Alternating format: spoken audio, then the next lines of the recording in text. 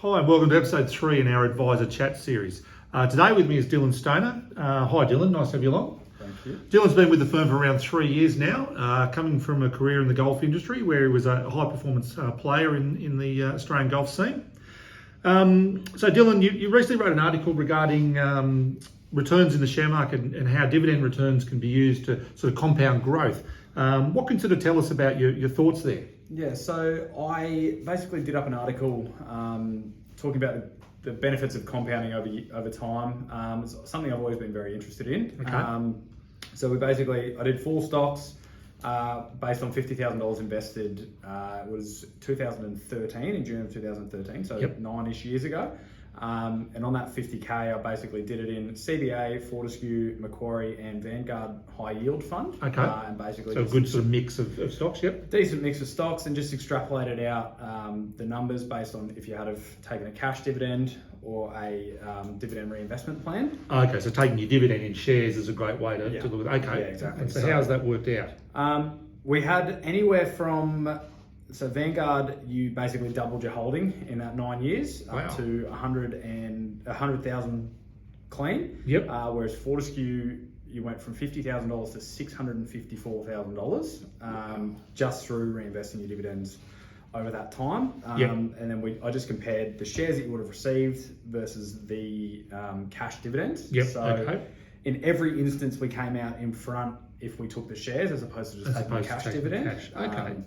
So yeah, Fortescue was up to $202,000 difference, whereas the Vanguard was $13,500. So Okay. still a noticeable difference. But Yeah, I suppose Fortescue was at a reasonably low price through some of those years. So yeah, it was some of those years it was been a great opportunity. $4 or $5. Yeah, okay. Obviously, it's gone up to about $20 today. So Okay, and so this sort of strategy, it would suit probably someone, maybe a younger investor. yeah, so even like a couple of my clients have kids accounts that they basically just kick some money into every time and just let it kind of grow over time. Right. Even if you were putting in $100 a year, $100 a week, sorry, it'd be $5,000 a year, 90 grand over that 18-year period. And yeah, who knows, with numbers like that, it could be up close to 500,000 over that period of time. But Great, so that's a great strategy for someone who just building a more of a long-term portfolio and not needing that cash and that dividend, Yeah, letting the company's DRP system really help them build the portfolio. Even a super fund would be a good idea. For certainly. a younger person, just let that kind of tick up over time. And Yeah.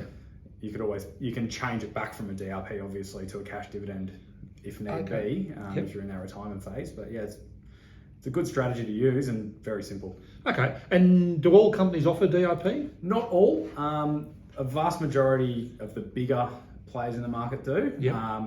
But again, yeah, the smaller ones, obviously, the companies that don't pay dividends don't No, offer it. But, obviously, yes. But the ones that do, I'd say probably 30% offer DRP. Okay.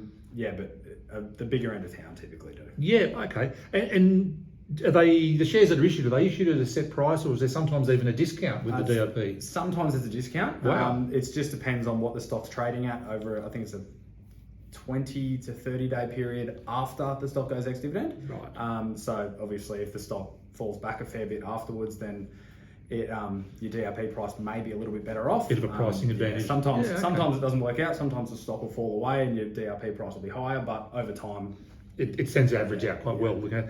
Righto, what are the best stocks for dividends and DRP at the moment? I know that the 4 you've picked there have been pretty good. What about a couple of others? I mean, we've got stocks like Fortescue that are yielding around 15% based on their historical dividends over the past 12 months, Yep. which obviously, if they're going to give you that kind of return, then you'd be silly not to. Yes. The miners are obviously paying very heavy dividends at the moment. We expect the banks to get a little bit stronger over time as well, with interest rates going up, and Okay. they should pay out a bit more to investors. So Yep. over time, yeah, probably the banks and the big end of town in mining, I think, would be the best ones to look at. Fantastic. Okay. Well, that's some great information. I suppose that's something really investors could look at as opposed to taking cash, taking the DRP and really boosting the growth of that portfolio. So some great information there. If anyone wants more information regarding the DRP and what companies offer it and many of the benefits, please give Dylan a call or call the advisor here at iInvest. Thanks for listening in today.